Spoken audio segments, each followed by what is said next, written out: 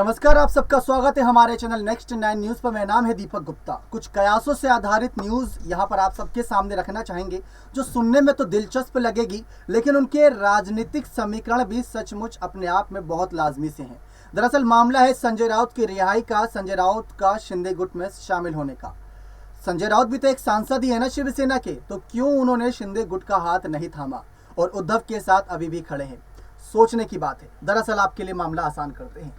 वजह सामने आई थी शिंदे गुट की कि जब एमएलसी चुनाव के नतीजे आए थे, उस कुछ दिन पहले एक रिजॉर्ट में यानी एक होटल में बैठकर बातचीत चल रही थी। उस बीच शिंदे को महाविकास अघाड़ी सरकार के सामने नीचा दिखाया गया था। वो उनके दिल पर लगी थी बात। ऐसा खबरों के अनुसार था कि आदित्य और संजय राउत से भिड़ंत हुई थी शिंदे की।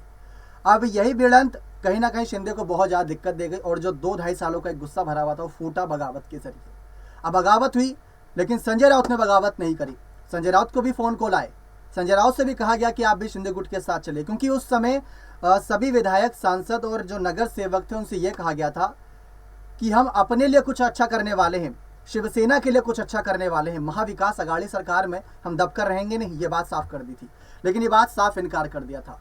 लेकिन अब संजय राउत जो कि शिवसेना की एक आवाज़ थे, उद्धव ठाकरे की आवाज़ थी, उस आवाज़ को आर्थर रोड जेल के किसी सलाखों के पीछे बंद कर दिया गया है, जहां पर सिर्फ लिख पढ़ रहे हैं लेकिन कुछ बोल नहीं रहे जनता के बीच। क्यों बोल पाएंगे? क्योंकि जेल की सलाखों के पीछे हैं।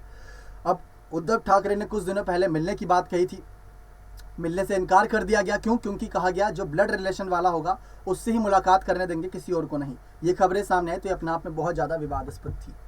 अब इसके बाद कयास तमाम लगाए जा रहे हैं और इन्हीं कयासों के बीच ये कहा जा रहा है कि जिस तरीके से संजय राउत की मुसीबतें कम ही नहीं हो रही, तो क्या यही सब देखते हुए शिंदे गुट में शामिल हो सकते हैं? क्या शिंदे गुट में संजय राउत की एंट्री हो सकती है या बीजेपी का दामन थाम सकते हैं? क्योंकि संजय राउत जेल की सलाखों के पीछे हैं और अगर ऐसे ही चलता रहा, ऐसे ही तारीख बढ़ती रही, तो उनकी तो उम्र निकल जाएगी जेल की सलाखों के पीछे। हाल ही में कल की खबर आई थी जब मातोश्री में संजय राउत के भाई को, सुनील राउत को बुलाया था, क्योंकि उद्धव ठाकरे उनके जरिए कुछ मैसेजेस पहुंचाना चाह रहे होंगे संजय राउत तक। अब देखना यही दिलचस्प है और संजय राउत से मुलाकात उद्धव ठाकरे की अगली सुनवाई पर होगी, ये भी आपके लिए साफ कर दें। लेकिन आपकी क्या राय है?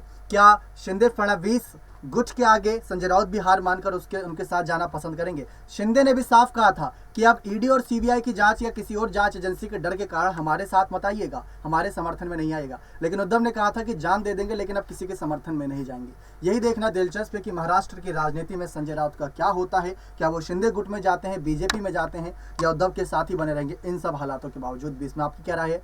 जरूर खुलकर कॉमेंट सेक्शन में दीजिएगा। बहुत बहुत धन्यवाद।